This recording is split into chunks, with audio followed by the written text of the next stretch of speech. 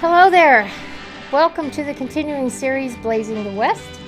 I'm Kathy Drew with Interactive Entertainment, owner and creative director.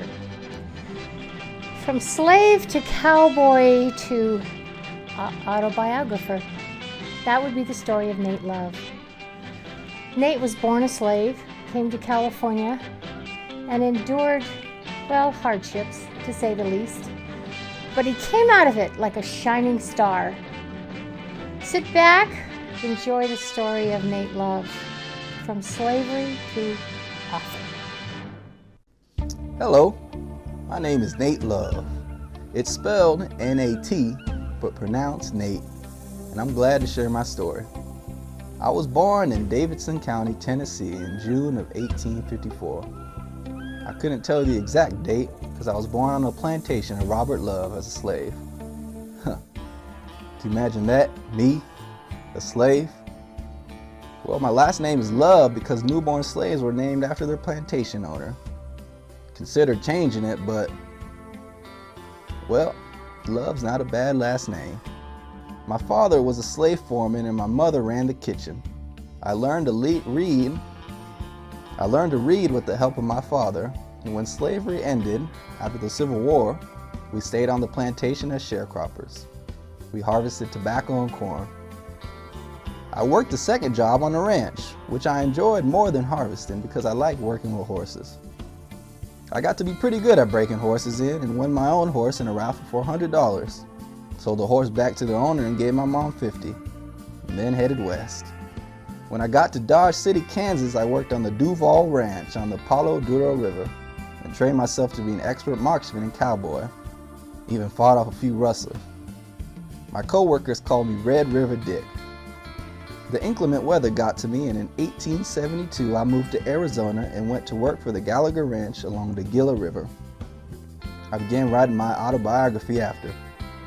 I had the chance to meet Pat Garrett, Bat Masterson, Billy the Kid, and some other famous folk that were written about.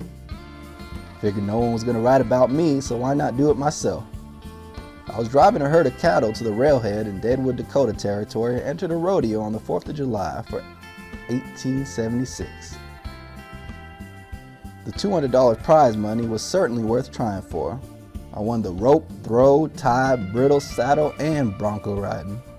Won the $200 and a nickname, Deadwood Dick.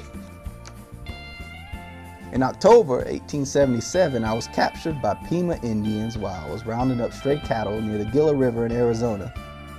Now, I've been shot 14 times avoiding capture by Indians, but the Pima spared my life because of my heritage. Several of their tribe were also mixed blood. But I wasn't interested in sticking around when the chief offered me 100 ponies to marry his daughter and be adopted. So I stole the pony and escaped to Texas.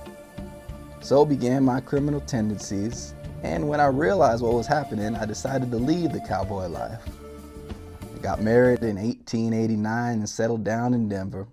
The cattle industry in the American frontier was changing, and so after leaving the open range, I went to work in 1890 as a Pullman porter on the Denver and Rio Grande out in Denver. I worked routes south and west, famous mining camps in the Rockies.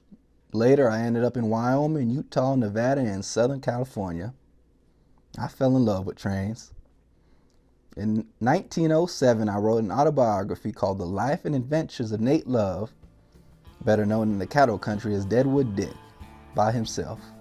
In my autobiography, I'm noted as writing, as I stopped to ponder over the days of old, so full of adventure, excitement, health and happiness, love and sorrow.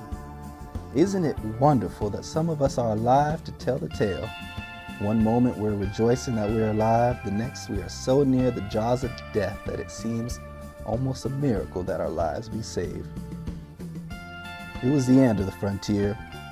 I found work as a courier and guard for the Los Angeles Securities Company and died in 1921 at the age of 67. I'm Nat Love. Thank you for listening to my story. Hey everybody, I'm Orlando Wilkerson, and I portray Nat Love for Interactive Entertainment. If you're interested in learning more about historical figures, you can follow along on Facebook and Instagram. See you along the trail.